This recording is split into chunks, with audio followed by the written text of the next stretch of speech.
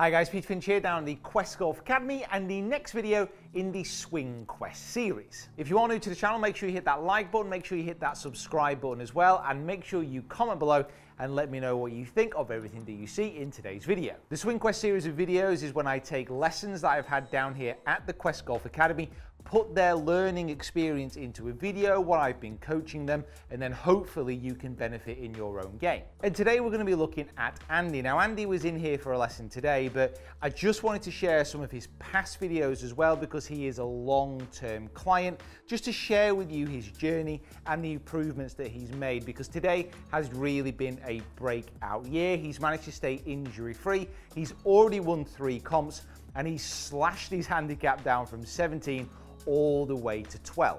And Andy's massive improvement this year has all been down to some big technical changes and his new ability to be able to control the flight of the golf ball. So if we take you back to a year ago, this was Andy's swing, and what you can see here is he had quite a lot of lateral movement in his hips on the way back and on the way through.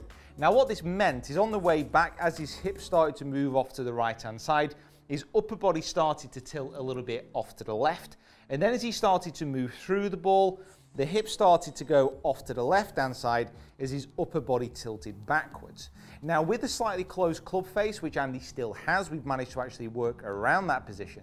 With that slightly closed club face and with that rock back, he used to shallow out the club quite a lot before the ball, hit a super high ball flight and have a fat or thin strike when he wasn't quite timing it correctly.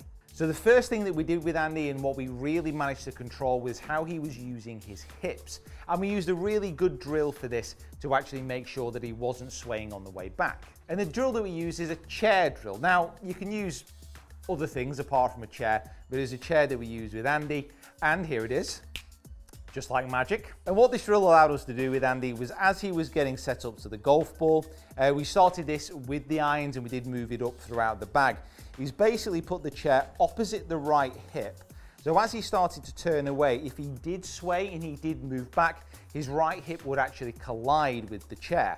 So what this allowed him to do was get the sensation of turning away, not moving the hip off to the right hand side, avoid the chair, maintain a good spine angle without tilting towards the target or tilting too far away. Bye-bye chair, you've done really well. Appreciate your time and your efforts. Now what this allows Andy to do is on the way back, because he's not massively swaying away, because he's keeping nice and centered, he can keep his sternum much more over the ball at impact with his irons and then bottom out at the low point of the swing, which is pretty much opposite the left shoulder. We spoke about this in a previous video. And this now allows him to strike the ball first and the turf. And what we did in today's lesson, just to make sure that those strikes were staying consistent and again he could control the flight that little bit more, was during the backswing, again that lovely backswing, moving down into impact, still had a tendency to get the hips moving off towards the target rather than rotating them, and then get a little bit of tilt backwards as he hit. So what we really worked on today was getting the sensation of the left knee and the hip turning away from the ball, getting the weight a little bit more on that left side, but also getting the chest and the left shoulder moving away to the left. Now what this sensation does is it pushes the upper body a little bit more towards the target within the practice swing and enabled Andy to get the sensation of what it was like to be quite a long way on the left hand side with a lot of rotation in the lower and the upper body. Now remember, this is very specific to Andy. As he came through, hips going this way, rocking back. The exaggeration of allowing that body to turn and getting that little bit more weight on the left side with the open body, this allowed the exaggeration to really filter through and he started absolutely puring it. What it also allowed Andy to do was, rather than getting a little bit on the inside, a little bit stuck behind and hitting quite a big draw, it also allowed him to straighten out path coming into the ball, hitting the ball first in the turf, and actually control flight a little bit more. So I've not got a massive issue if people draw or fade the ball. It doesn't bother me as long as the strike is good.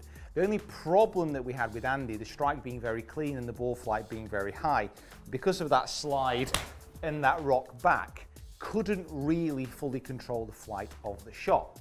But as soon as we started to get him moving over onto that left side, as soon as we started to get him the sensation of having that little bit more rotation rather than slide, he was able to compress that ball a little bit more down.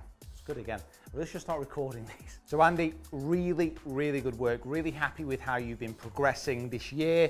Keep up the good work. And guys, thank you so much for watching. Hopefully you've learned something here from Andy's swing. Hopefully it's something that you can help incorporate into your own game to help you really strike those shots how you would like to. And guys, make sure you subscribe to the channel if you haven't already. Comment below on everything that you've seen today. Like the video, share it around if you really want to. That would be lovely.